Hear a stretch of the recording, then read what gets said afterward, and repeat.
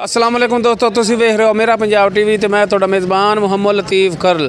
दोस्तों सब तो पहले अपने चैनल करो सबसक्राइब ते नाल बैल आइकन करो प्रेस ताकि साडी हर नई आने वाली वीडियो का नोटिफिकेशन सब तो पहले तुहाडे वीरां तक पहुँचे ताकि तुसीं वीडियो वेखो सब तो पहले।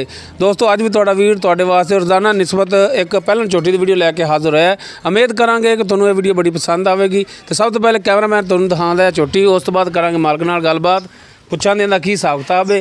थोड़ा जिहा डरदी भी साढ़े तो माड़ा यार ना तो सोटी लैके भाग के खलो माड़ा जा बस इन्हें वहान नहीं देना सानू।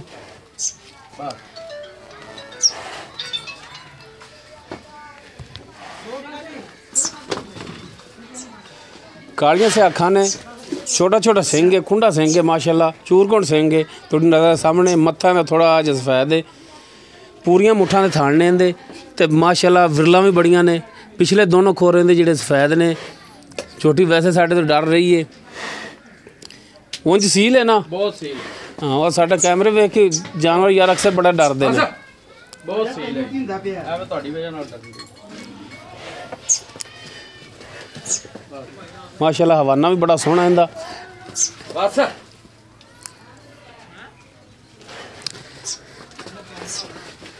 ताज़ा सूई है ये मालक तो पुछदा किन्ने दिन हो गए सूई पिछे इहदे जनाब? दिन हो गए मगर कट्टा है जी। कट्टा है मगर इहदे? चलो ठीक हो गया जनाब। इत्थे हुण जूम करके दिखा दईए जी, पर जूम भी नहीं होना इत्थों। माशाल्लाह थण सोहना है, पूरियां विरलां ते खलो हो रही रहा जानवर, वरना तसल्ली नाल दिखाइए। माशाल्लाह थण है सोहने ने इहदे, थणा शक नहीं है।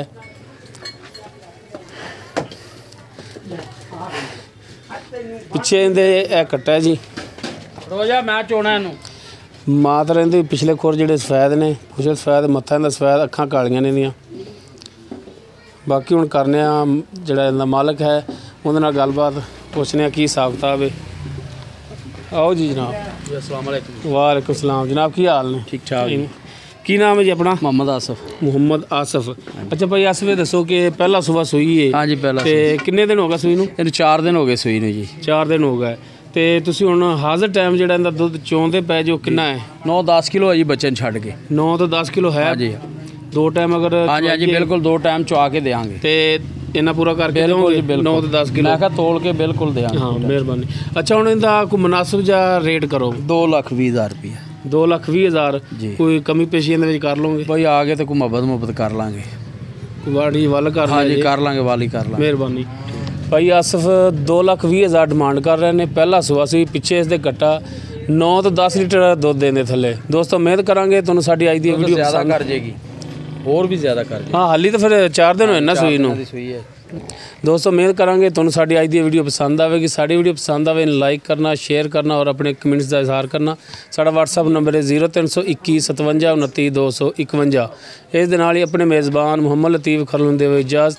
इंशाअल्लाह मिलांगे अगली वीडियो च। अल्लाह हाफ़िज़।